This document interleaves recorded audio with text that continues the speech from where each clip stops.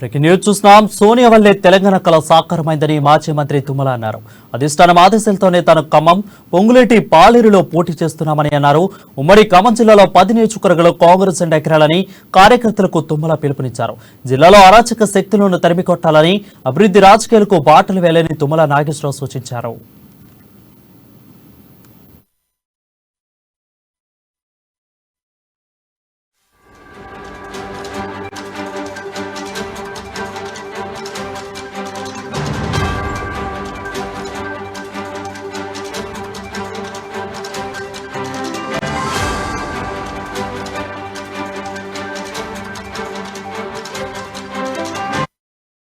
Breaking news చూస్తున్నాం. సోనియా వల్లే తెలంగాణ కళ సాకారమైందని మాజీ మంత్రి తుమ్మల అన్నారు.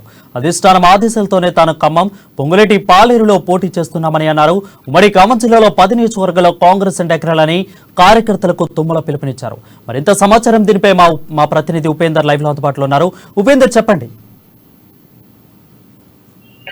వరుణ్, ఖమ్మం జిల్లాకు సంబంధించి రాజకీయాలు రోజు రోజుకి వేడిని పుట్టిస్తా ఉన్నాయి. ఇదే నేపథ్యంలో ఇప్పటికే బీఆర్ఎస్ ప్రచారంలో ముందంజలో ఉన్నటువంటి నేపథ్యంలో అదే స్థాయిని అందుకునేందుకు కాంగ్రెస్ నేతలు వ్యూహాత్మకంగా అడుగులేస్తా ఉన్నారు. అందుకు అవసరమైనటువంటి ప్రణాళిక సిద్ధం చేసి ఉదయం 6 గంటల నుంచే క్యాంపెయిన్ స్టార్ట్ చేసి ఒక్కొక్క ప్రాంతంలో ఒక్కొక్క నేతని కలుస్తూ ఆత్మీయ సమ్మేళనాన్ని ఏర్పాటు చేసేందుకు కూడా ఇప్పటికే తుమ్మల నాగేశ్వరరావు, మరోవైపున పొంగులేటి శ్రీనివాసరెడ్డి సోదరుడు అన్ని రకాలుగా ప్రయత్నాలు చేస్తా ఉన్నారు.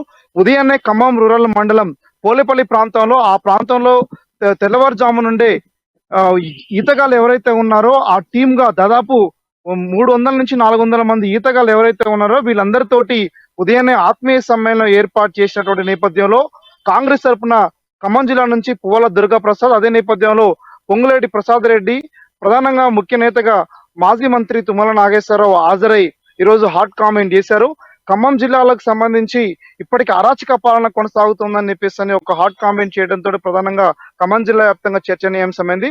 అంటే ప్రధానంగా తెలంగాణ రాష్ట్రం గత 60 ఏళ్ల కాలం పాటు రాష్ట్రం కోసం పోరాడుతూ ఉన్నటువంటి ప్రజల యొక్క కళల్ని సాకారం చేసేందుకోసం ఈరోజు సోనియా గాంధీ ఇచ్చినటువంటి త్యాగం మరవలేదని చెప్పేసి కూడా కొనియాడారు. అదే సందర్భంలో ఎక్కడి నుంచో వచ్చినటువంటి ఆ సోనియమ్మ తెలంగాణ రాష్ట్ర ప్రజల కష్టాలు కన్నీరు తీర్చేందుకోసం కూడా రాష్ట్రాన్ని ఇచ్చిందని చెప్పేసి కూడా ఒక వ్యాఖ్యానం చాలా మందిని ఆకర్షించింది.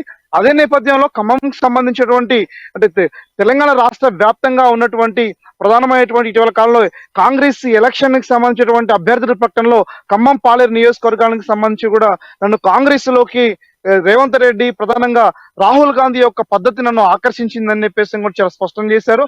ప్రధానంగా రాహుల్ గాంధీ మీద ఇచ్చినటువంటి ఏదైతే అనర్హత వేటు ఉందో అనర్హతల వేటు మీరు వెంటనే మా ఎంపీ క్వార్టర్స్ ఖాళీ చేయాలని చెప్పినటువంటి మరుక్షణమే తనకున్నటువంటి 4 జతల బట్టలు సర్దుకొని ఖాళీ చేసి వెళ్ళి చాలా సింపుల్ సిటీని ప్రదర్శించినటువంటి రాహుల్ గాంధీ యొక్క అద్భుతమైనటువంటి విధానం నాకు నచ్చిందని కూడా చాలా స్పష్టం చేశారు.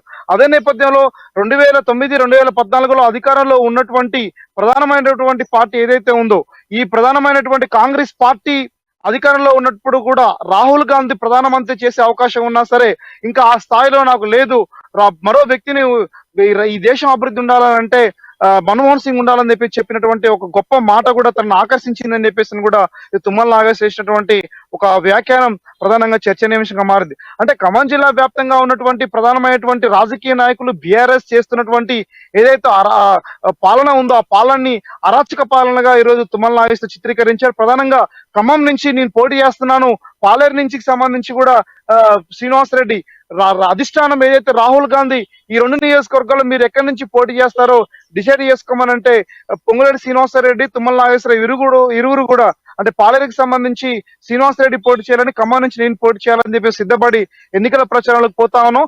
ఖమ్మం జిల్లా నుంచి 10 మంది ఎవరైతే ఉన్నారో 10 చోట్ల ఎమ్మెల్యే సీట్లు ఖచ్చితంగా గెలిచి సోనియాకు గిఫ్ట్ ఇవ్వాలని చెప్పేసి కూడా ఈరోజు తుమ్మల నాగేశ్వరరావు చెప్పారు. ఇరువురు ఎక్కడి నుంచి పోటీ చేసినా ఎక్కడ ఏ కష్టం వచ్చినా సరే కార్యకర్తకి ఆ కష్టాన్ని తీర్చే బాధ్యత మేము తీసుకుంటాం. నన్ను ఏ రకంగా అయితే ఎన్టీఆర్ రాజకీయాల్లోకి ఆహ్వానించారో ఆ రాజకీయ గురువు స్ఫూర్తితోటి ఇప్పటికే ఖమ్మం జిల్లాలో అనేక రకాల అభివృద్ధి కార్యక్రమాలు చేశాను, రానున్నటువంటి రోజుల్లో కూడా కాంగ్రెస్ తరఫున పోటీ చేయాలని చెప్పేసి నిర్ణయించుకొని ప్రజలకు వెళ్ళి పనిచేస్తా ఉన్నాను. ఈ నేపథ్యంలో అందరూ కూడా ఆదరించి మీరందరూ కూడా తోడ్పాటు అందించి సోనియా గాంధీకి ఖమ్మం జిల్లా నుంచి 10 సీట్లతో పాటు తెలంగాణ రాష్ట్రాన్ని అధికారంలోకి ఇచ్చి రాహుల్ గాంధీని ప్రధానమంత్రి చేయాలని చెప్పినటువంటి వ్యాఖ్యానం ప్రధానంగా వ్యాప్తంగా చర్చనీయాంశమైంది. ప్రధానంగా కాంగ్రెస్ శ్రేణులు కావచ్చు, అటు తెలంగాణ అభిమానులు కావచ్చు, ప్రధానంగా ఇటు బీఆర్ఎస్ శ్రేణుల్ని అన్ని రాజకీయ పక్షాలని ఆకర్షించే విధంగా చేసేటువంటి వ్యాఖ్యలు కూడా ప్రధానంగా మారింది. అంటే ఈ ఖమ్మం జిల్లాలో కావచ్చు, ప్రధానంగా ఖమ్మం నగరంలో పాలేరు నియోజకవర్గంలో కార్యకర్తలపై కేసులు పెట్టి తీవ్రమైనటువంటి ఇబ్బందులు పెడతా ఉన్నారు, భయభ్రాంతులకు గురి చేస్తా ఉన్నారు, అవినీతి చేస్తా ఉన్నారు, కబ్జా చేస్తా ఉన్నారు. ఈ అరాచక పాలన అంతమొందించడం కోసం మాత్రమే నేను రాజకీయాల్లో కొనసాగుతున్నాను, నాకు ఎటువంటి పదవులు కూడా వద్దని చెప్పినటువంటి తుమ్మల నాగేశ్వర యొక్క వ్యాఖ్యలు ప్రధానంగా ఈరోజు ఖమ్మం జిల్లాకు సంతరించుకుని కూడా చాలా స్పష్టంగా చెప్పుకోవచ్చు. రైట్ ఉపేందర్, అయితే ఇప్పుడు మనం చూసుకున్నట్లయితే అటు తుమ్మల గాని ఇటు ఇక్కడున్న పువ్వాడ అజయ్ కూడా వీళ్ళిద్దరు కూడా బీఆర్ఎస్ పార్టీ నుంచి వచ్చిన వాళ్ళే, కానీ ఇప్పుడు ప్రస్తుతం తుమ్మల మాత్రం కాంగ్రెస్ పార్టీలో ఏకగ్రీవంగా చక్రం తిప్పే పరిస్థితి అక్కడ కనిపిస్తుంది. సో ప్రజలు ఎవరికి పట్టం కట్టే కనిపిస్తుంది? ఇద్దరు ఒక పార్టీ నుంచి వచ్చిన నేతలే. మొన్నటిదాకా తుమ్మల కూడా బీఆర్ఎస్ లోనే ఉన్నారు, ఇప్పుడు అజయ్ ఉన్నారు. సో వీళ్ళిద్దరిలో ఎవరికి పట్టం కట్టే ప్రజలు అక్కడ అవకాశం కనిపిస్తా ఉంది. ఖమ్మం నగరానికి సంబంధించి ఖమ్మం నియోజకవర్గంలో ప్రధానమైనటువంటి రాజకీయ వర్గాల్లో కావచ్చు, వివిధ రకాల ఏదైతే వ్యాపార సంఘాల్లో కావచ్చు, ఈ సంఘాలన్నింటిలో కూడా ప్రధానంగా ఎట్టి పరిస్థితుల్లో కూడా రానున్నటువంటి రోజుల్లో కొంత బీఆర్ఎస్ పరిపాలన పట్ల అసంతృప్తిగా ఉన్నారు కానీ స్పష్టంగా చెప్పుకోవచ్చు. అంటే అజయ్ కుమార్ వ్యవహార శైలి పట్ల కూడా కొంతమంది అసంతృప్తి వ్యక్తం చేస్తున్నప్పటికీ ఖమ్మంలో తుమ్మల నాగేశ్వరరావు గతంలో ఖమ్మం నగరాన్ని చుట్టుపక్కల ప్రాంతాలను అభివృద్ధి చేసినటువంటి అభివృద్ధి పనులను కూడా అనేక మంది ప్రజానేకంలో చర్చ చేస్తా ఉన్నారు. ఇటు తుమ్మల్ని గెలిపించాలా, అజయ్ని గెలిపించాలా అని చెప్పేసి చర్చ మాత్రం ఖమ్మం నియోజకవర్గ వ్యాప్తంగా ప్రధానంగా చర్చ కొనసాగుతుంది. అయితే తుమ్మల నాగేశ్వరరావుకి సంబంధించి రాజకీయ చాతురుండుగా ఉన్నటువంటి ఒక మంచి గుర్తింపు కావచ్చు, ఖమ్మం జిల్లాకు సంబంధించి ఖమ్మంలో అనేక మంది ప్రజానీకానికి చేసేటువంటి సేవను ప్రజలను గుర్తిస్తా ఉన్నారు. ఇప్పుడున్నటువంటి తుమ్మల నాగేశ్వరరావుకి సంబంధించి అలాగే బోర్డ్ అజయ్ కుమార్ కి సంబంధించిన దాంట్లో ఎవరు ఇరు సమానంగా కనిపిస్తున్నప్పటికీ రాజకీయ సౌమ్యుడిగా గుర్తింపు ఉన్నటువంటి తుమ్మల నాగేశ్వరరావు కొంత ఓటర్లు మొగ్గు చూపుతున్నట్లుగా ప్రధానంగా తెలుస్తుంది. ఏదేమైనా సరే కొన్ని రోజులు అంటే నవంబర్ 30 తారీఖు జరుగుతున్నటువంటి నేపథ్యంలో ఖమ్మం నియోజకవర్గ ప్రజలు ఒక ముఖ్యమైనటువంటి నేత ఎవరు ఎన్నుకోవాలి ఏంటి అనేది కూడా ఇప్పుడు చర్చ జరుగుతున్నటువంటి నేపథ్యంలో కొన్ని రోజులు ఆ భవితవ్యం బయటపడేయడం కనబడతా ఉంది. ప్రధానంగా ప్రస్తుతం కాంగ్రెస్ వేవ్ ఖమ్మం జిల్లాలో కొనసాగుతుందని కూడా చాలా స్పష్టంగా చెప్పుకోవచ్చు వరుణ్. రైట్, అయితే ఉపేందర్, పువ్వాడ అజయ్ మీద కూడా నిరసన శాఖలు అయితే జ్వాలలు అయితే పెద్ద ఎత్తున ఎగిసిపడుతున్నా కనిపిస్తుంది మనకి పరిస్థితి. సో అయితే వీటి వెనుక కూడా తుమ్మల అదేవిధంగా పొంగులెట్టి ఉన్నట్లు కూడా వార్తలు అయితే వస్తూ ఉన్నాయి. సో అయితే ఇప్పుడు త్రిముఖ పోరు ఖమ్మం జిల్లా వ్యాప్తం, ఖమ్మం జిల్లాలో ఎప్పుడు కూడా కంచుకోట కాంగ్రెస్ కి. సో ఇప్పుడు త్రిముఖ పోరు ఏ విధంగా ఉండబోతుంది అక్కడ? రైట్, ఇక్కడ ఇప్పుడు కూడా దిముఖ పోటే ఉంటుంది వరుణ్. ఖమ్మం జిల్లాకు సంబంధించి ఇటు కాంగ్రెస్ బీఆర్ఎస్ మధ్య ప్రధానంగా పోటీ నెలకొందని కూడా చాలా స్పష్టంగా చెప్పుకోవచ్చు. గతంలో కూడా మహాకూటమి పేరుతో కాంగ్రెస్ కు ఒకవైపు బీఆర్ఎస్ ఒకవైపు పోటీలో ఉండేది. ప్రస్తుతం ఇప్పుడు కమ్యూనిస్టులు కూడా కాంగ్రెస్ పొత్తుగా ఉన్నటువంటి నేపథ్యంలో కమ్యూనిస్టులు కాంగ్రెస్ ఒకవైపు, మరోవైపు బీఆర్ఎస్ రెండు ప్రధానమైనటువంటి కూటముల మధ్యనే ప్రధానంగా పోటీ ఉందని కూడా చాలా స్పష్టంగా చెప్పుకోవచ్చు. అయితే రానున్నటువంటి రోజుల్లో మాత్రం ప్రధానంగా కాంగ్రెస్ వేవ్ అంటే ప్రధానంగా తుమ్మల చేరిక, పొంగులేటి శ్రీనివాసరెడ్డి చేరిక, ఇరువురు చేరికతోటి ఖమ్మం జిల్లాలో బలమైనటువంటి శక్తిగా కాంగ్రెస్ ఇప్పటికే ఉంది, మరింత అవతరించిందని కూడా ఇప్పటికే రాజకీయ వర్గాలు చర్చ కొనసాగుతా ఉంది. రానున్నటువంటి రోజుల్లో కూడా ప్రధానంగా కాంగ్రెస్ కి ప్రధానమైనటువంటి మెజార్టీ స్థానాలు గెలిచేటువంటి అవకాశం కూడా ఉంది. ఇప్పటి వరకు పొంగులేటి శ్రీనివాసరెడ్డి ఇప్పుడు చెప్తున్నటువంటి తుమ్మల నాగేశ్వరరావు ఖమ్మం జిల్లా నుంచి 10కి 10 సీట్లు సాధిస్తాం, అసెంబ్లీ గేట్ తాకనివ్వమని చెప్పినటువంటి ఏదైతే వ్యాఖ్యలు ఉన్నాయో దీనికి అనుకూలమైనటువంటి వాతావరణం క్రియేట్ చేసేందుకోసం కూడా చాప కింద నీరులా ప్రధానంగా ఎటువంటి ఇబ్బందులు కలగకుండా కార్యకర్తల్ని గుండెల్లో పెట్టుకొని చూసుకుంటామని చెప్పినటువంటి ప్రధానమైన వ్యాఖ్యలతోటి కార్యకర్తలు కూడా ఉత్సాహంగా పనిచేస్తూ కాంగ్రెస్ గెలుపు కోసం కృషి చేస్తా ఉన్నారు. అదే సందర్భం కాంగ్రెస్ వ్యూహాల్ని అంచనా వేస్తూ బీఆర్ఎస్ కూడా అదే సందర్భంలో బీఆర్ఎస్ గెలుపు కోసం కూడా అహర్నిశలో కృషి చేస్తుందని కూడా చాలా స్పష్టంగా చెప్పుకోవచ్చు వరుణ్.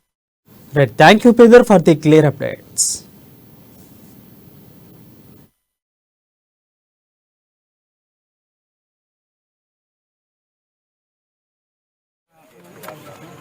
దేశ కోడలుగా వచ్చి తెలంగాణ ప్రజల యొక్క ఆకాంక్షని 60 సంవత్సరాల కోరికలు తీర్చినటువంటి తల్లి సోనియా గాంధీ గారు.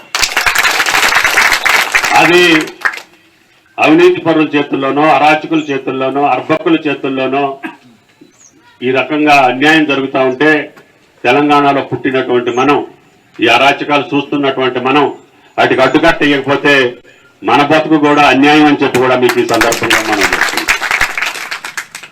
సంపాదించుకోండి, సుఖంగా ఉండండి, ప్రశాంతంగా ఉండండి. ఇప్పుడు మీరు ఈత కొట్టి ఇంకా ఆరోగ్యంగా ఉండండి. కానీ ఈ రకమైనటువంటి శక్తులు సహిస్తే పార్టీ నుంచి పోటీ చేయాలని చెప్పి నన్ను బలవంతం పెట్టే తీసుకొచ్చారు. అయినా నేను మొన్న చేసినటువంటి రీసెంట్ గా చేసినటువంటి కార్యక్రమాల్లో పాలేరు ఒకటి, నేను అది అడగటమే న్యాయం అని పాలేరు అనుకున్నా. రెడ్డి గారు పాలేరుకి వెళ్తానంటే సరే కానివ్వండి, ఖమ్మం వేరు కాదు, పాలేరు వేరు కాదు, ఖమ్మం జిల్లా 10 స్థానాలు కూడా ఒకే అసెంబ్లీగా మనం పనిచేద్దాము. ఇప్పుడు మీరందరూ జిల్లాకు అన్ని ప్రాంతాల నుంచి వచ్చిన వాళ్ళు ఉంటారు, అన్ని గ్రామాల నుంచి వచ్చిన వాళ్ళు ఉంటారు, అన్ని నియోజకవర్గాల నుంచి ఇక్కడ ఖమ్మం ఏదో ఒక వృత్తిలో స్థిరపడి ఎమ్మటున్నటువంటి మీకు అన్ని నియోజకవర్గాలు గెలవాల్సినటువంటి అవసరం ఉంది. నేను ఎక్కడున్నా ఆ పార్టీకి, ఆ పార్టీ ద్వారా సంక్రమించే అవకాశాన్ని ప్రజల కోసం వాడతా తప్ప ఎక్కడా కూడా తప్పు చెయ్యను అని చెప్పి మీకు ఈ సందర్భంగా